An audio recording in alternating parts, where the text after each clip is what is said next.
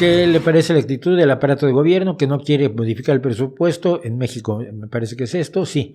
Para etiquetar recursos a Acapulco y solo entregar recursos de manera discrecional, es parte del golpe de Estado lento. Es decir, la aprobación de presupuestos, el desarrollo de presupuestos y su aprobación pasan por manos de un poder que no es el del presidente.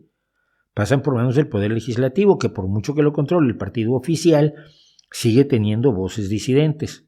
Entonces, la idea es que el poder se concentre totalmente en el Ejecutivo, sea el del López Obrador, sea el de Claudia Sheinbaum, pero que todo el poder se controle y desaparecer o hacer irrelevantes a los otros dos poderes de la Unión.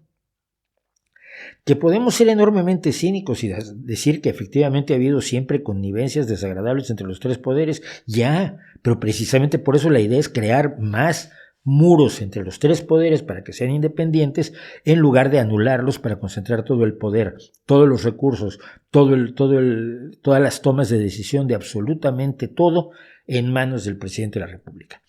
Y te voy a poner un ejemplo, ya que estamos en esto, estaba yo viendo unas cositas del señor don Andrés Manuel López Obrador.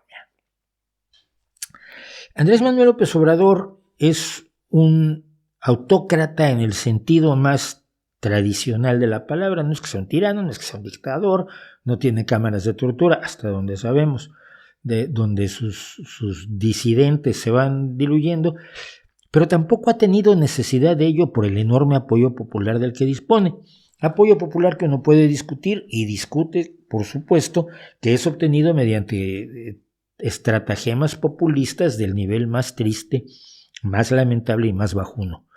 Pero es así como López Obrador ha conseguido mantener un nivel de poder tal y de aprobación tal entre la gente que es innecesario que utilice otros procedimientos propios de los tiranos y los dictadores. Entonces él es un autócrata elegido democráticamente, pero que ha concentrado la mayor cantidad de poder en sus manos.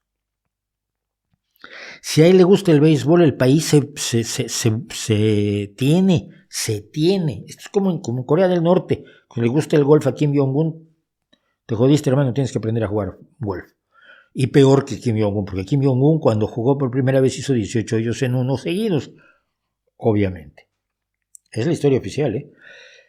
Entonces, pues el país tiene que volcarse al béisbol y la televisión tiene que pasar partidos de béisbol y el béisbol tiene que ser más importante que los damnificados del terrible huracán Otis. Ya me aclararon que que es un huracán porque es en el hemisferio norte. Yo estaba equivocado, pensaba que los del Atlántico eran ciclones y los del Pacífico eran huracanes, pero no. Los del hemisferio norte son huracanes, los del hemisferio sur son ciclones. Fíjense bien. Yo me equivoco y reconozco que me equivoco y explico cuál fue mi equivocación y doy la información correcta.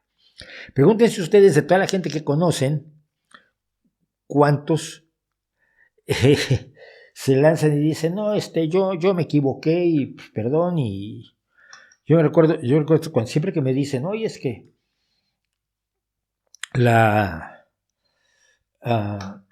como me dicen, lo más común, la ciencia a veces se equivoca. Los científicos de pronto dicen cosas y luego se arrepienten. Bueno, sí, cuando tienen más datos cambian de opinión.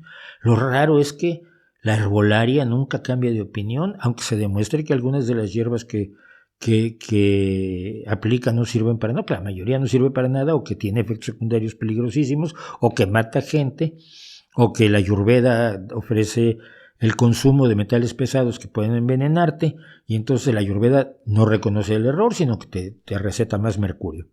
Esa es la diferencia, ¿ven? Bueno, pues yo me equivoqué. Entonces, en vez de atender el problema de Acapulco, tiene una preocupación beisbolística de gran calado el señor presidente de la República en México. Los que no sean mexicanos van a flipar. Sí, sobre todo si nunca han oído hablar a López Obrador, esas pausas entre palabra y palabra, entre concepto y concepto, a veces entre sílaba y sílaba, son extrañas porque hace 10 años no hablaba así. Si siempre hubiera sido así, dices tú, chico, pues ni modo hablar. A ver, con eso eso compramos y eso tenemos, pero no es el caso. Entonces vamos a escucharlo. Mientras está ocurriendo la tragedia de Acapulco, donde hay 1 millón de damnificados, mientras le cerró la puerta a las ONG hasta que llegó José Andrés con su World Central Kitchen, y allí sí no se atrevieron a cerrarla. Yo ayer veía una entrevista en la televisión de Late Night en Estados Unidos con Jimmy Kimmel, que entrevistó a José Andrés, que venía directo de Acapulco, donde está hablando de 1 millón de damnificados, y que regresa en estos días a Acapulco a seguirle dando de comer a la gente, mientras los servidores de la nación de López Obrador hacen un censo.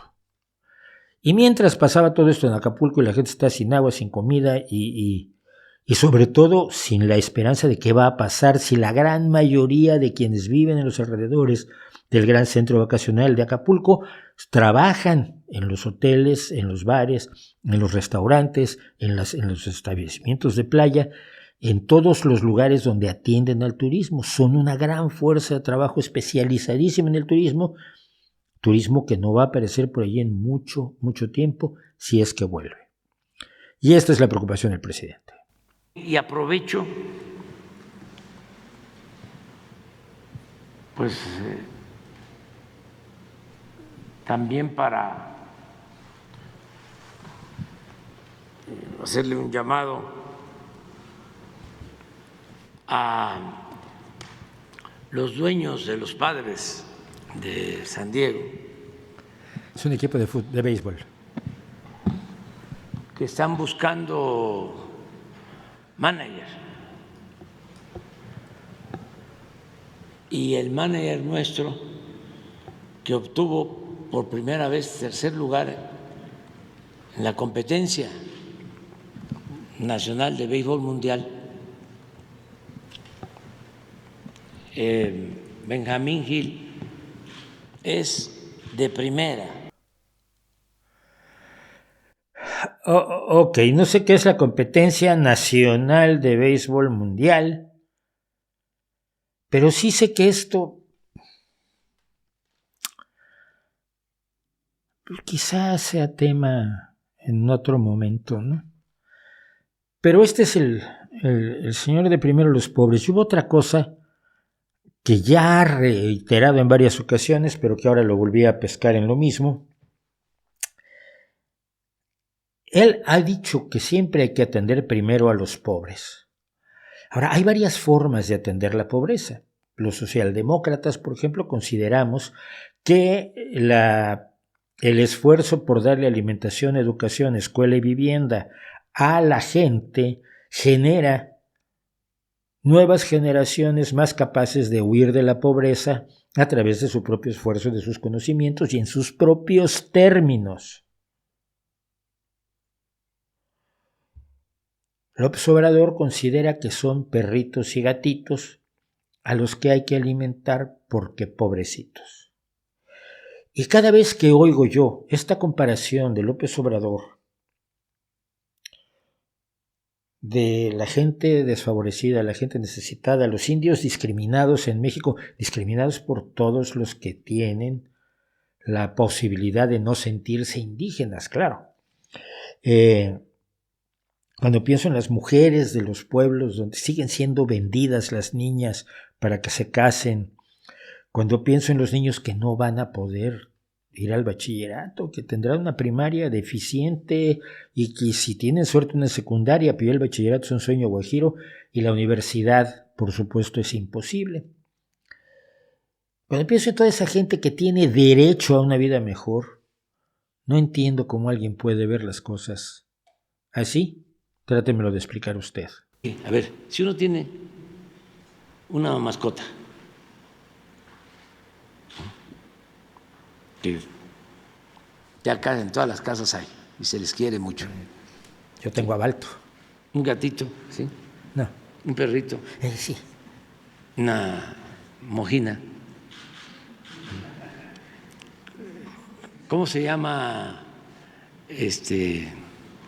Jesús tiene. No, el blanquito que es como un ratoncito. Que lo quiere muchísimo, ¿no? O sea, de los niños que. Pues ni modo que le digas, ¿no? Sí. vete a buscar tu comida, ¿no? Trabaja, no, pues uno, ¿sí?, le tiene que dar, ¿no?, su agüita, su comidita. Claro, no se puede distribuir la riqueza que no se tiene. A ver, ¿qué? Hay que producir la riqueza, pero eso lo hacen todos los mexicanos. ¿O quién produce la riqueza? Nada más los que invierten capital. Pues como lo vienes diciendo tú, la producen aquellos que no son tus mascotas, que no les puedes decir que se vayan a trabajar. El deterioro cognitivo es preocupante. El deterioro cognitivo, independientemente de la visión paternalista, ñoña, ofensiva, despreciativa de la pobreza y de su significado. El pobre es un perrito al que hay que darle su agüita y su comidita. Con esos diminutivos tan mexicanos que significan un enorme desprecio. Porque siempre es, te sientes muy gallo, no es lo mismo que te sientes muy gallito. Pobrecito, su comidita y su agüita. Esto no es, evidentemente, un jefe de Estado que esté al tanto de las necesidades de la mayor parte de su población, porque la mayor parte de su población vive en la pobreza, y esa cantidad de gente que vive en la pobreza ha aumentado en 4 o 5 millones de individuos desde que este señor desafortunadamente tomó posesión en diciembre de 2018. Esto no es alguien que tenga un proyecto, alguien que tenga una visión, alguien que tenga una ideología.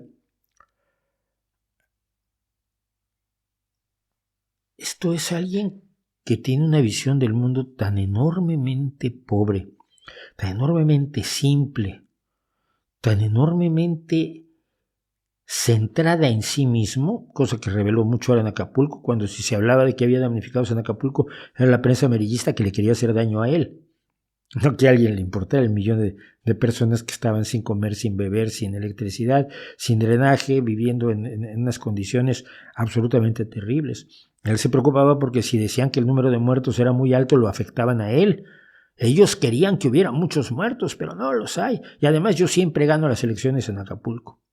Y este tipo de comentarios que nos revelan a un narcisista peligrosísimo. Y yo me sigo preguntando, no me voy a cansar de preguntarlo, ¿qué demonios están haciendo las personas de izquierda o ex de izquierda que están a su alrededor que esto no les parece alarmante? ¿Qué opina de que el gobierno de México ya levantó la declaratoria de emergencia de Acapulco? Me parece una salvajada. Me parece brutal. No lo sabía. No lo sabía, me has dejado de lado. Es una emergencia que va a durar muchísimo tiempo. Mira, el terremoto de la Ciudad de México, que fue menos devastador, curiosamente, del 1985, que fue el que yo viví,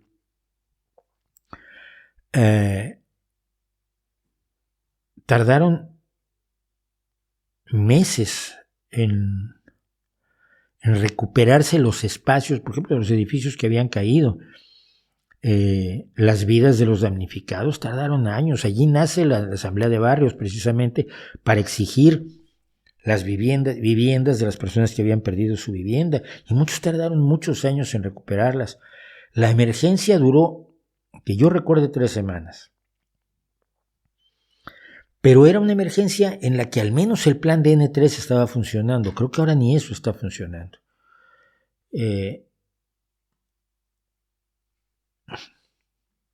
No sé, López Obrador hará lo que se le dé la gana, cuando se le dé la gana, porque se le da la gana, y no tiene que darle explicaciones a nadie. Ese es un hecho.